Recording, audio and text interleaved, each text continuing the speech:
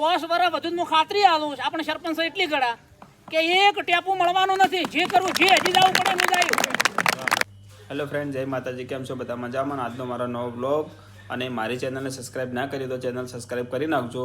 અને આજનો બ્લોગ છે અમારા ગામની અંદર સભા, જે દારૂબંધી અમારા ગામની અંદર બંધ કરેલો છે દારૂ, એના માટે સભા છે, બરાબર? એટલે મળીએ આપણે સભાની અંદર જઈને અને જે બધા લોકો અમારા જે સરપંચ સાહેબ શું કહેશે એ આપણે જોઈએ. ચલો. પીરની જય. પેલા તો ભાઈ આ બધા ગોમવાળા જે આયા છે ને એને 2 હાથ જોડીને મારા નમસ્કાર. બરાબર છે. અને બધા આયા એનો આભાર ભાઈ.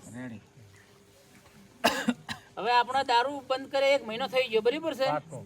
આખા ગામનો સાથ ને સહકાર બહુ જ મળી રહેશે ભાઈ. અને અમુક જોક એવું તો બધું આગા પાછું થોડું સારું કરશે. રિકવરી આવતા થોડો સમય લાગે, બરાબર છે. ડોક્ટર અમુક છે ને, અમુક આપણો અમુક માણસો ભાઈ, માણસો હારા આપણે જેવા સમજો. અમુક વગળી કરે છે બગાડવા બદલે, બરાબર છે. પણ એક દારૂડીને પકડો છે પોલીસ કને સર્વિસિંગ કરાવવા, પણ નોમ કોઈ લેતા નથી. જો એક નોમ લીધું આ પકડાય ને આગા પાછું કરે જ છે, બરોબર? કે ફેદવા બદલે અમુક માણસો છે પોસા વગળી પે હરકી નહીં ને, એક ગોમ જોણે છે કે અમુક અમે શીખડાવે છે. એક નોમ લીધું, એક દારૂડીઓ પકડાય ને એક નોમ લીધું, ગમે તેવો મોટું માથું છે તો કે ભાઈ અમુકે મને શીખડાયું, કે અમુકે પાયો, કે અમુકે પૈસા આલ્યા. તો આ ગોમ વસે અને એની પથારી ફેરી નાખવાનું છે. તમે બધા મારા અંગાત રહેજો. એની પથારી કે આખો સમાજ જોહે કે ભાઈ ખોડો નામ દારૂ બનશો અને ફલોણા આવું કરવા ગયા અને એની આવી તવૈશી આબરૂ લેવાનો ગમે તેવો હશે તો પકડીને ગોમ વસે. એ કે મહેરબાની 2 હાથ જોડીને વિનંતી કરું છું કે કોઈ ભાઈ એક મુદ્દો હાથમાં તમારો ના બધો અને સુધરી જાજો. ને કે એક મુદ્દો આખો આવશે ને હું સુઈને છોડ્યું નહીં, અને તમે બધા મારા અંગાત રહેજો. રહેવો ભાઈ, સોના સુપકે બધું થાય છે, બરાબર છે. પણ એક નોમ ખાલી લે કે એનું બધું પૂરું થઈ જાય. હું તમને કહું કે 2 હાથ જોડીને વિનંતી કરું કે એને કે ભાઈ સુધરી જાજો તમે. હા, અને ગમે તે થાય આપણો 5 વર્ષ વધુ હું ખાતરી આલું છું આપણે સરપંચ એટલી ગળા કે એક ટેપું મળવાનું નથી. જે કરવું જે હજી જવું પડે હું જાય, જે હજી જવું પડે. અને તમારે મારા હંગાત રહેવાનું આખા ગોમને. એ વાત બરાબર.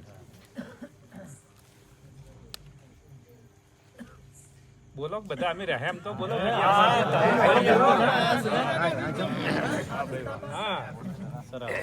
એ કે ગોમ બધો સાથ હાલો એનો સાથ હાલજો. અમુક વિઘનો આશા હેડી આવશે તો પાર પાડ્યા તા પણ વધો નહીં, બરાબર છે. કે આ ગોમ રહ્યું એવું ને એવું રહેતું સાથ હાલજો હવના માટે છે ભાઈ. અને આખું ગોમ ભેગું થઈને જોગમાં બંધ કરીને આજ મહિનો થઈ ગયો, ખમાન મજા છે. અને આવું ને આવું કાયમ રાખજો બધા. બોલો હવે રમા પીરની જય. અંદર ટૂંક જ સમયમાં મળીને આપણે ભાઈ પેલા લાઇબ્રેરી સર્વિસની ડોક્ટર અમુક 2-5 જણા 10 જણા ભાઈ જઈને અને માહિતી લઈને આપણે લાઇબ્રેરી ચાલુ કરવી છે.